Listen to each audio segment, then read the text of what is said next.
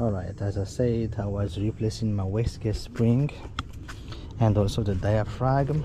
There was nothing wrong, but the car kept on dropping PSI, like a lot of pounds on wide open steady throttle. So it was dropping from 18 again to like 5 PSI. So I was hunting for any boost leak. I even reroute my my boost controller, the manual one, and the car still acting the same until yesterday when I drove the car. It didn't make any boost at all anymore and making weird sound from the turbo. So now look what I found. Digging, making some investigating here. The the lock nuts from the turbo impeller is loose, and look at all my impeller, it's all gone. So now I'm trying to move the impeller. I already heat it up a little, but I don't want to go crazy on putting too much heat on it, just in case I don't want to destroy any seal inside. Hopefully I can remove it. I can buy some parts. So far there's a play, but the turbo is not smoking at all. I think it's a normal play. I don't have zero smoke, I don't have zero oil consumption. So if this came out, I can buy the impeller online, hopefully, and we go from there. But here we go. That was all my issues. After I installed the water meth, the car runs good, but since then it's not making any boost more than 7 PSI. So it was okay, but the car should be more faster and has a lot of potential, but that was already my issue. I'll show you guys the impeller here, the compressor wheel. There is no major damage, just a little bit of tiny marks there, because I just noticed it like a mile down the road, like it's making weird sounds. So it's not a crazy damage. Hopefully I just need to replace the impeller. I don't know how I'm gonna remove it, but I'll figure it out. I'm gonna take my time, but so far this is where it's at. Alright guys, look what we got here. It's 2017 Nissan Pathfinder, the regular VQ 3.5 V6, and guess what, looks like we might have a spun bearing. So what I'm trying to do is drain the oil and remove the oil pan. There's two oil pans, the big one and the small one, so we're just gonna go gradually. I already jack up the car and throw some jack stand on it. So we remove the small pan first, drain the oil, and we go from there. But if we do remove the main big oil pan, it's gonna be a lot of job. The exhaust is on the way, engine mount is on the way, AC compressor is on the way, exhaust is on the way, fuel sensor, one engine mount in the back there, those lines, because the oil pan is right here. That's the main oil pan right there by the flywheels, by the torque converter. And it's gonna be a headache, but we're gonna remove this first, see what's going on down there. Alright, so I managed to remove the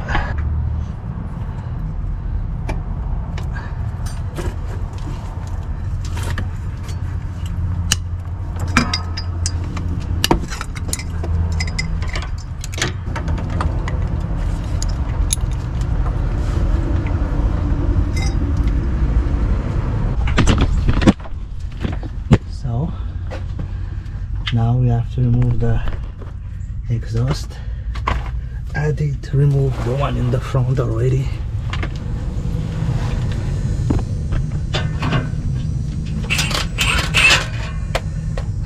Now we need a deep socket 14. Alright, let me get that. So a quick update. Now we have room. This is the oil pan gasket. This is just the oil pan and then the oil pump access. Now we still have to remove the starter, I believe. I removed the knock sensor here. I mean the the crank sensor, just to be safe. And on that side, I already undo the belt and 2 screws holding the AC compressor. In that side back there, I also remove one there. There's one more on the top. I don't know how I'm gonna have the access, but this is not going anywhere, so I might have to remove this catalytic converter first, but I don't want to. But we'll go slowly, and also this back engine mount. So AC compressor is out. There was 2 bolts, long one holding it because it's attached to the oil pan. Now I'm gonna move on to this, the back mount, and one exhaust hanger up there, and I think the oil cooler on that side too, and we shall see what's up. But so far then we are moving slowly, but the amount of sludge in there, guys, oh my god, I will show you later. Alright, quick update. I managed to remove all the bolts around, and same here. Now there was like a hidden bolt inside there, here. So now I just unbolt the oil pump here, and you guys can see here the tensioner is like those regular plastic one. You just need to pry on the tensioner, and I hope you guys can see. But remove the chain.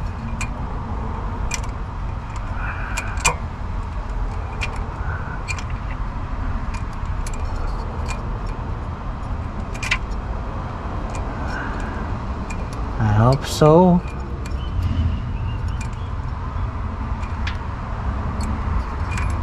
There we go. So let me wipe off my hands first. Sorry for the bad angle or lawn. So here we go. I just pry on the tensioner, and now we're just gonna try to slide this oil pump assembly, because no matter what, we gotta give it a good clean too before, and see what's next again. There's one bolt here that I couldn't get.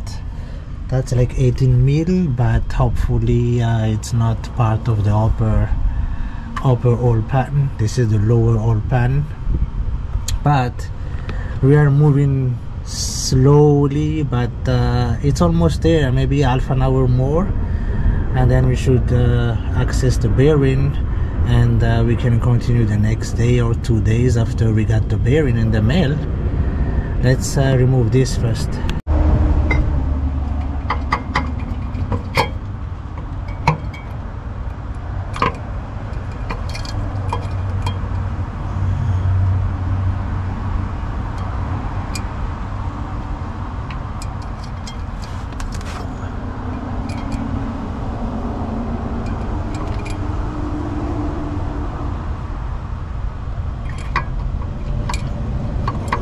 So looks like I gotta remove something here. There's something holding it on top here. It's this line here. So hold on then. Let's just remove this. We got this. Oh, I gotta catch that. Oil dripping.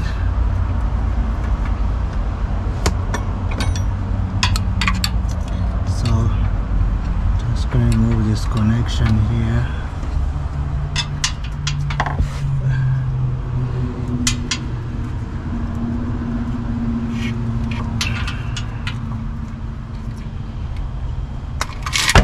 There we go. She just dropped right in its place. All right, so that's about it for this one. Oh my god, it's a new learning process and adventure for me, but good thing I'm taking you guys along. So now what else is holding that stupid pan? I believe we should try to pry it, see what's next. Right, so I had to disconnect this because it's part of the old cooler. So you guys can see there, when I tap on this thing, it's going down already, but there's something else still holding it somewhere that I have to find out. It's not the AC compressor. There's one holding it up front there, I gotta find out. And also this dog bone down there has to be moved away. I don't know if I'm gonna have to remove this entire assembly, but I think so. I'm gonna have to remove this whole thing. Well, I'm gonna remove it using my impact wrench, so we keep on pushing. Let's just remove this dog bone first, and we go from there. So I was having a time with this stupid bracket that was holding the coolant up there. There's like a hard line, and that one was just like a guide, or like a bracket that holding it steady. So the hard line is already hard enough, so that was a pain here to remove. But let's see again what we got, what type of room we have to work. This side should be good, the back one, the front one. Now I don't know how many things we have to remove now left, but seems like we should be clear, hopefully. Let's just try again. It's like we're gonna have to remove the drive shaft because it's touching the old pan there. So let's try to do it again, maybe one step closer. So I'm gonna have to remove that freaking drive shaft now. See if we can get it out. Oh boy. All right, you guys can see it. There's this bracket holding the axle that I have to remove back here, and once it's out, looks like, look at that, it's touching there like crazy. I don't know if you can twist it, but yeah, little by little, as I said, step by step, it's almost there anyway. Let's give it a shot and never give up. Let me take you guys around a little. So I managed to remove the back axle mount. The old pan is finally out. That's the upper old pan, and this is the lower old pan, along with a bunch of gunk from the sludge. So we gotta do it very, very deep cleaning, because the oil pump has some shaved metal in the oil pump on the pickup tube. So, but I take you guys along a little.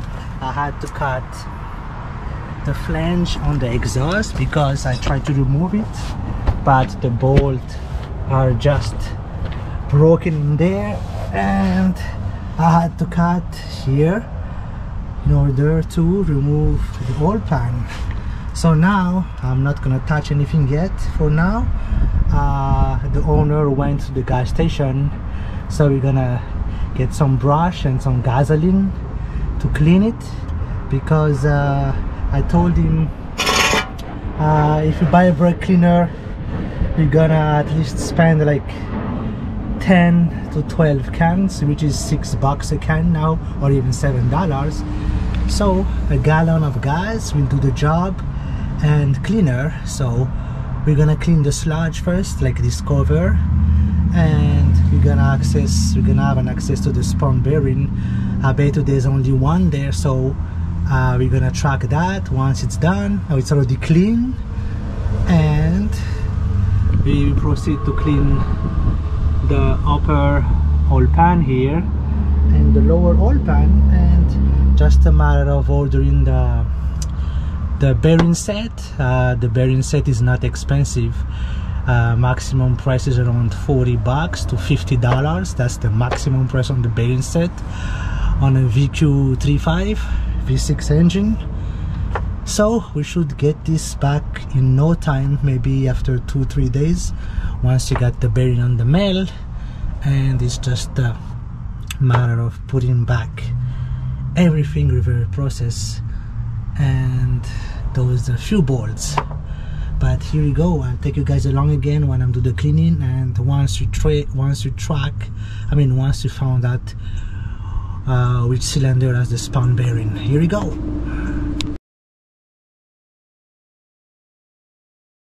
So here we go, guys. This is the spawn bearing on cylinder number 6. So definitely need a new bearing. The journal bearing on the crankshaft is in pretty good shape. I just need to polish it one more time again by hand. And also we need a new set of bearing. I'm going to replace all 6, and also a brand new oil pump, because I don't want to take any chance using the old oil pump. Even though you clean it fully, there's like micro tiny metal shaving there that you can never remove, even though you clean it. So better just buy a new one to have a peaceful of mind that you have a good oil pressure. So that's about it for this Pathfinder. We're gonna order the new parts, the new set of bearing, and also a new oil pump, and she will be good to go. The car has only 80,000 miles, and that's the common issue on those cars.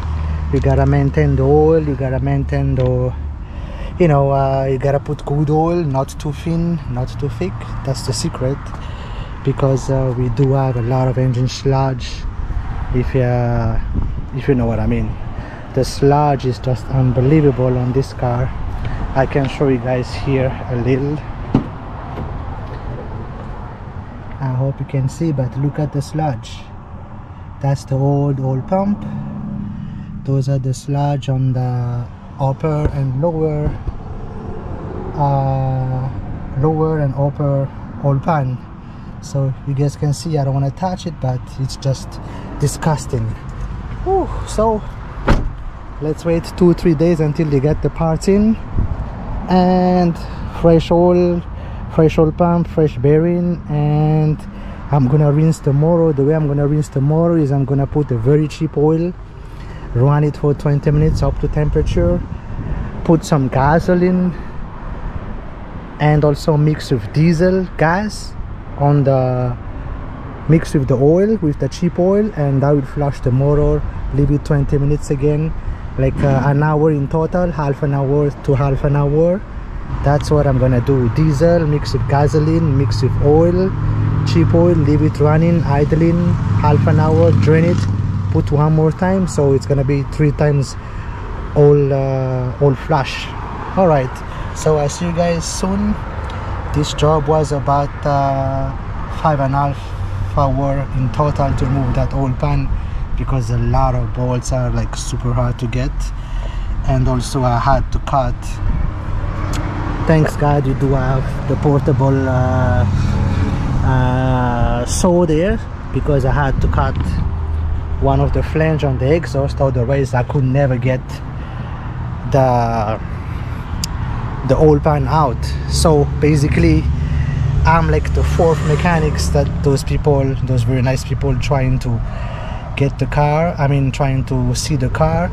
The two of them was a Nissan mechanics from the dealer. They all recommended like buy a new motor. The new motor is about like $12,000 to be honest, and the other guy didn't even bother to take a look closely, because as soon as he pulled out the dipstick, tons of metal shaving there, so they don't want to even try to fix it. They just want you to buy another motor. So I said I'm gonna give it a shot. Thanks God I did, because the journal bearing on the road bearing itself, it's still in good shape. There is no growth. It's just a matter of a good fine sanding and polishing.